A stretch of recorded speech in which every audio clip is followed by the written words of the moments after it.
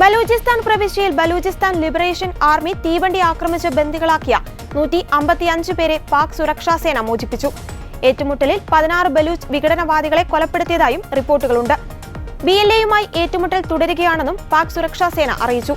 മുഴുവൻ ബന്ദികളെയും മോചിപ്പിക്കുന്നതുവരെ സൈനിക നടപടി തുടരുമെന്ന് സുരക്ഷാ സേനകൾ അറിയിച്ചതായി PTI റിപ്പോർട്ട് ചെയ്തിട്ടുണ്ട്.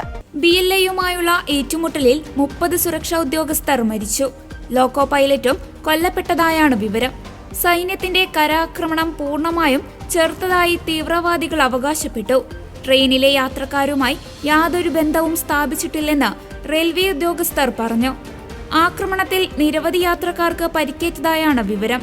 പാകിസ്ഥാൻ സൈന്യം സൈനികരുടെയും ഡോക്ടർമാരുടെയും അധിക സേനയുമായി ഒരു ദുരിതാശ്വാസ ട്രെയിനും സംഭവസ്ഥലത്തേക്ക് അയച്ചിട്ടുണ്ട്. ആംബുലൻസുകളും പ്രദേശത്തേക്ക് അയച്ചുവെങ്കിലും പർവ്വതനിരകളും ദുർഘടമായ ഭൂപ്രകൃതിയും കാരണം സ്ഥലത്തേക്ക് എത്തിച്ചേരുന്നത് എളുപ്പമായിരുന്നില്ല.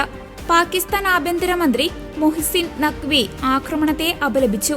നിരപരാധികളായ യാത്രക്കാരെ വെടിവെക്കുന്നവരോട് സർക്കാർ ഒരു വിട്ടുവീഴ്ചയും നൽകില്ലെന്ന് അദ്ദേഹം പറഞ്ഞു.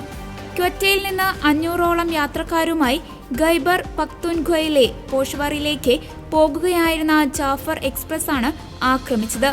ഗുദലാറിനും പീരുകൊനേരിക്കുമിടയിൽ 8ാം നമ്പർ തുരങ്കത്തിലൂടെ പോകുമ്പോഴായിരുന്നു ആക്രമണം. സംഭവത്തിന്റെ ഉത്തരവാദിത്തം വിഘടനവാദി സംഘടനയായ ബലൂചിസ്ഥാൻ ലിബറേഷൻ ആർമി ഏറ്റെടുക്കുകയായിരുന്നു. പാകിസ്ഥാൻ സൈന്യം സൈനിക നടപടികൾ ആരംഭിച്ചാൽ ബന്ദികളെ കൊല്ലുമെന്ന് ബലൂച്ച് ലിബറേഷൻ ആർമി വക്താവ് ജിയോണ്ട് ബലൂച്ച് ഒപ്പിട്ട പ്രസ്താവനയിൽ പറഞ്ഞു. ഒരു തുരങ്കത്തിനടുത്ത് വെച്ചാണ് ആയുധധാരികളായവർ ട്രെയിൻ തടഞ്ഞത്. പർവ്വതങ്ങളാൽ ചുറ്റപ്പെട്ട പ്രദേശത്തെ തുരങ്കത്തിനടുത്ത് ട്രെയിൻ കുടുങ്ങിക്കിടക്കുകയാണെന്നാണ് രാജ്യാന്തര മാധ്യമങ്ങൾ റിപ്പോർട്ട് ചെയ്യുന്നത്. ട്രെയിനിനു നേരെ വെടിവെപ്പുണ്ടായതായും വിവരമുണ്ട്. ബലൂചിസ്ഥാൻ അധികൃതർ രക്ഷാപ്രവർത്തനത്തിനും അടിയന്തര സേവനങ്ങൾ എത്തിക്കാനുമുള്ള ശ്രമത്തിലാണ്. ട്രെയിൻ തടഞ്ഞിട്ടിരിക്കുന്ന പ്രദേശം സങ്കീർണമായ ഭൂപ്രദേശമായതിനാൽ വെല്ലുവിളികൾ ഏറെയുണ്ട്.